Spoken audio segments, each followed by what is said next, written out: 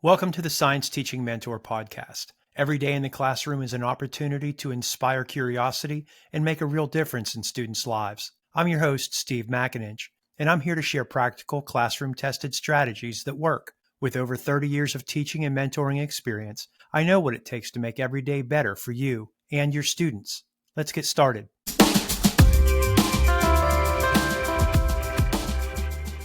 In the last couple days, tea came up in two different situations. In the first, I was chatting with someone on the phone and an alarm went off. I said something witty, I'm sure, and he said, "Oh no, that's just the timer so that I know to stop steeping my tea." I have to say that I laughed because I'm not someone who would ever time how long the tea bag was in the cup. In the second, I was reading about someone who was making a mixture of teas, and he pointed out that he was aware that each of the teas required different steeping times, but that the effect that he was seeking would be the same if he just threw them all together and let them steep for the same amount of time. Both of these moments reminded me of one of the most important things that has affected my teaching. That's wait time. Wait time is how long that you literally wait from the time that you ask a question or give a prompt until you ask for a response. Based on the research that I've found, the teacher usually calls on someone to answer a question between 7/10 of a second and 1.5 seconds after asking the question.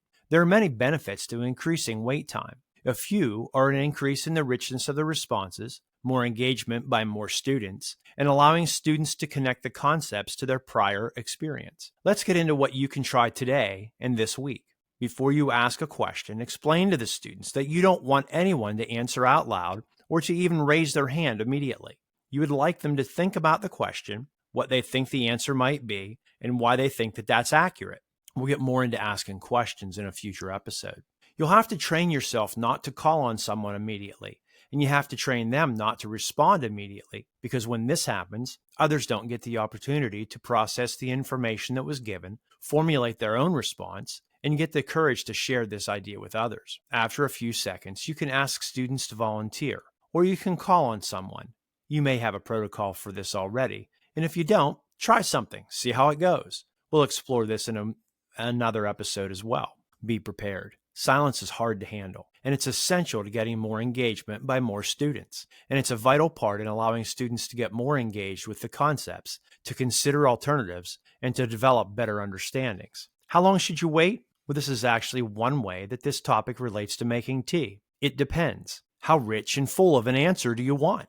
Are there specific students that you'd like to see get more involved? I'd recommend trying 4 to 7 seconds at first, and this can be tough. And as you use this tool, you might well extend it further. After you get a response, wait again. This time, wait a little longer. Ask the students to consider what was shared, and you should consider it as well. Does it match what they were thinking? Does it match what you were thinking? If not, what might that person have been seeing or thinking that you may not have seen or considered? What do you do during that wait time as the teacher? Well, you can watch what the students are doing.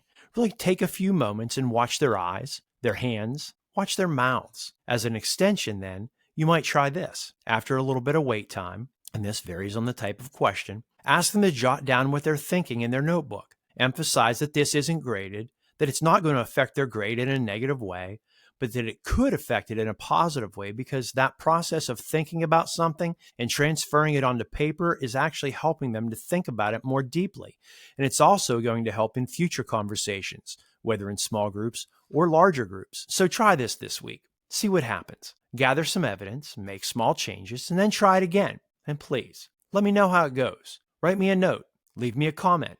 Is there a specific topic that you'd like to see me address in the future?